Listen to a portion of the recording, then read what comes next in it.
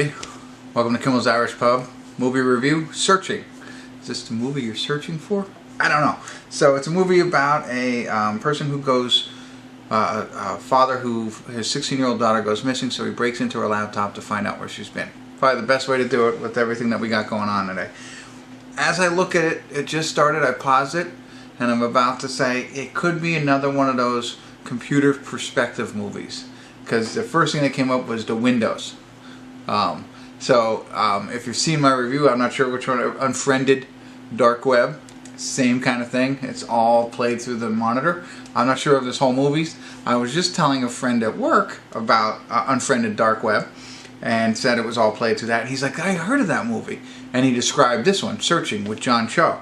And so that's who's in this. Completely different movie, but it might have the same perspective for us viewers. Also starring Debra is in this one, and that's all I recognize as of right now. So, didn't read any more about it. 7.8 on IMDb. That's got to be good. So, hopes up. I'll get into it, watch it a little bit. I'll try and be brief because I know you guys like that, but I don't know how well I'll do. But I will be back, so stick around.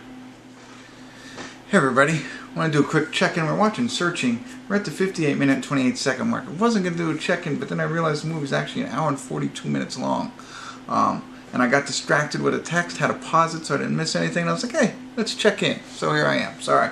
Anyway, so very similar, as I had said, to...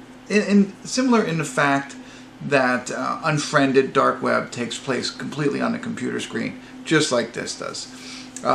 There are, I know it's hard to make a movie like that. John Cho is a parent, single father at this point. The mother has died from lymphoma, leaving him and his daughter, who has just entered high school. And she's the one who goes missing. And, so he's single, whatever, at home a lot. So when they're doing the computer screen, like they have like a window showing him. How many people really put on their camera just to show them on the screen? So that's, a little, I know it's difficult, but I thought they did a better job of covering those lull moments or those individual moments in other movies. So that's one little quick knock on it.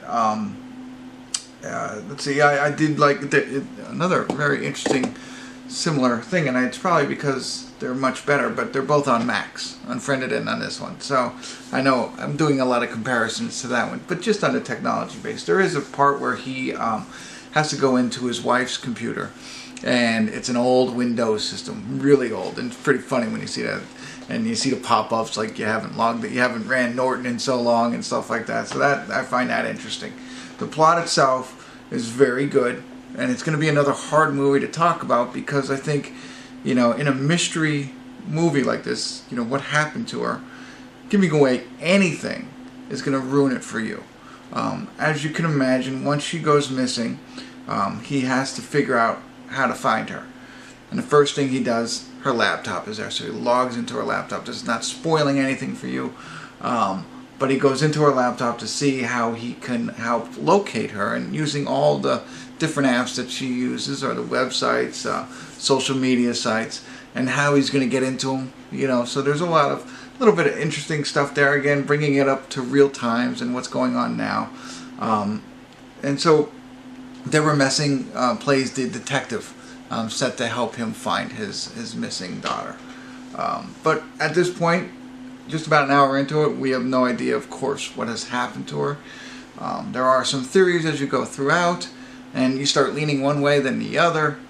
But I'm not ruining anything for you. I'm enjoying it so far, besides the faux pas of trying to, capture the moment when he's there alone and just showing that, whatever. But other than that, it's really good. So I'm going to keep going here. I'm going to be a little bit short here, and I'll check in at the credits and give you my final thoughts. But again, I don't want to spoil this for you because I think it's worth watching, at least so far. I'll be back.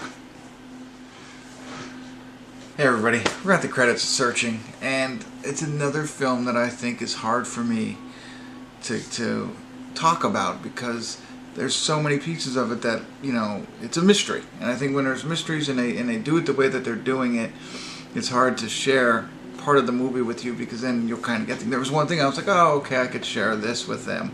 But then they tied that piece in. Overall, I was I don't think it's an 8. I think it's a really good story. They have a good plot twists. They lead you in a lot of different directions. Some people complain about it, being on a laptop and everything that they do there. So I'm familiar with, all the stuff. So the technology and, the social media and everything like that. So I didn't get lost on that.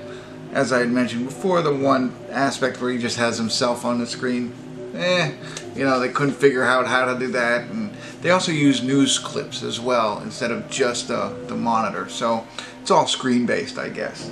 Nothing wrong with that, except for that one piece. But there was something missing. I want to say it was really good. I liked it a lot. I liked everything, but there was a feeling that I got. Like it's not, I shouldn't say it's not believable.